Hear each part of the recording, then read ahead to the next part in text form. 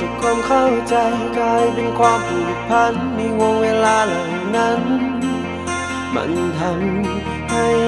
เราสองคนได้หักกันในวงเวลาที่ดีมันทำให้เราเป็นมิตรในวงเวลาเหล่านี้มันทำให้เราสนิทมันทำให้เรานั้นคิดจึงบอกความในใจต่อกันเวลาพบอุปสรรคเอาไว้กำลังใจต่อกันให้เราสองคนได้ฝ่าฟันให้อุปสรรคเหล่านั้นได้แตกสลาย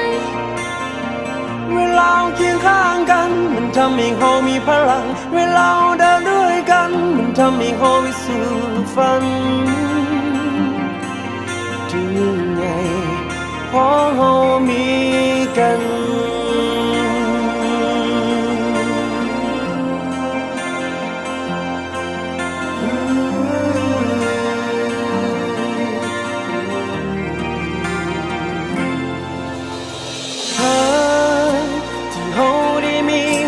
กัน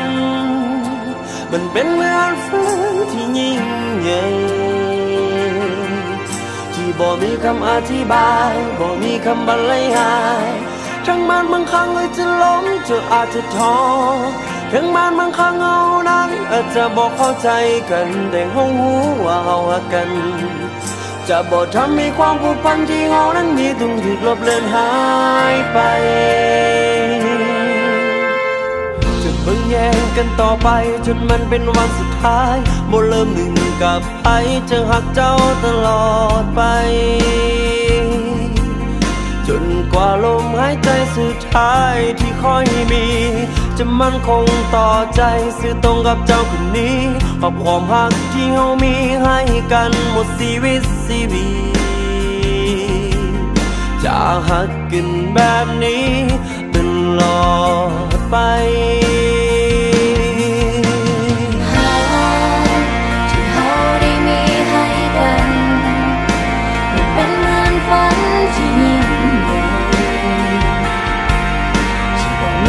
อธิบายมีคำบรรยายทั้งมันบางครั้งก็จะล้มจะว่าจะท้อทั้งมันบางครั้งเรานั้นไม่จะบอกเข้าใจกันแต่เรารู้ว่ารักกันจะบอกทำให้ความผูกพันที่เรานั้นมีต้องถูกลบเลือนหายไปที่เราได้มีให้กันมันเป็นเหมือนฝันที่ยิ่งใหญ่ที่บ่มีคำอธิบายบ่มีคำบรรยายทั้งมันบางครั้งเราจะล้มจะอาจจะท้อทั้งมันบางครั้งเรานั้นอาจจะบอกเข้าใจกันแต่เรารู้ว่าเรารักกันจะบอกทำให้ความผูกพันที่เรานั้นมีจนถูกลบเลือนหายไป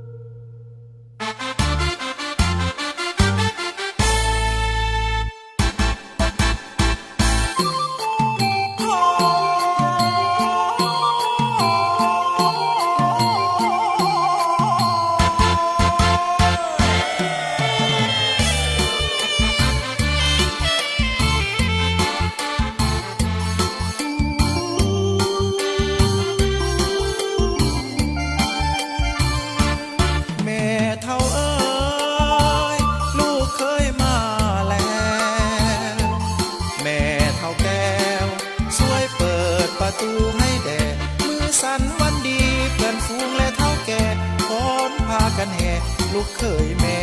เข้ามา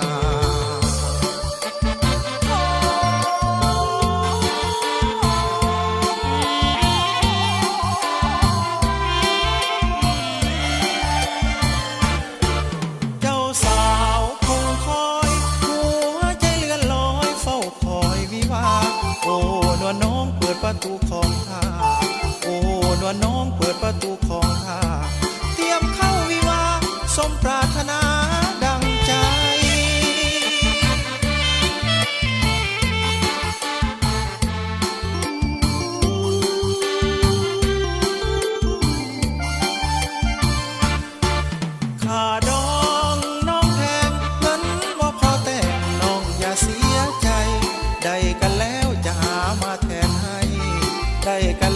จะหามาแทนให้หากบอกพอเท่าใดแม่เท่าออกให้ก่อนเด้อกินก่อนพอหลังเนาะเนาะเนาะเนาะอีแม่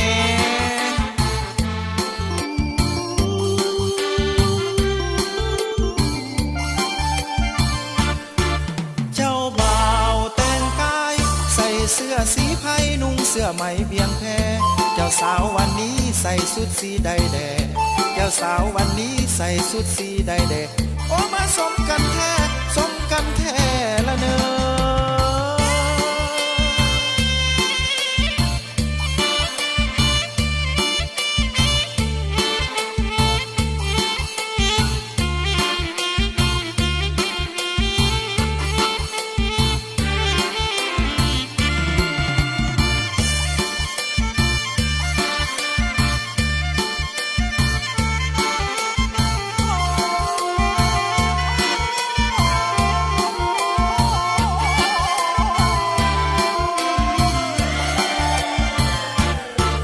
ค่าดองน้องแพงเงินบ่พอแต่งน้องอย่าเสียใจ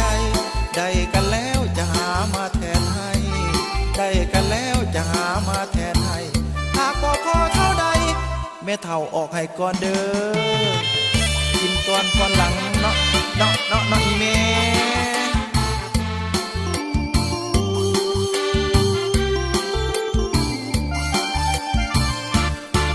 เจ้าบ่าวแต่งกายใส่เสื้อสีไผ่นุ่งเสื้อไหมเบียงแพเจ้าสาววันนี้ใส่สุดสีใดแดเจ้าสาววันนี้ใส่สุดสีใดแดโอ้มาสมกันแท้สมกันแท้ละเนอ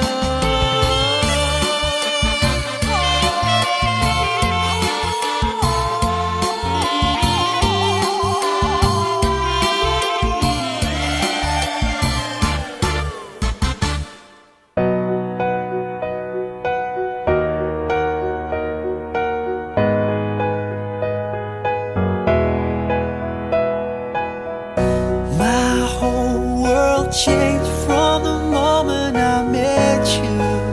and it would never be the same.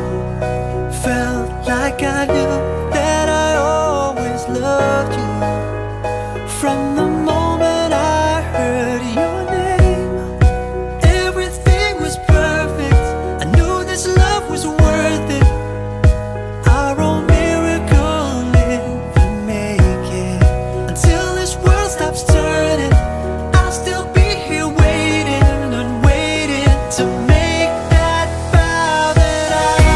I'll be by your side.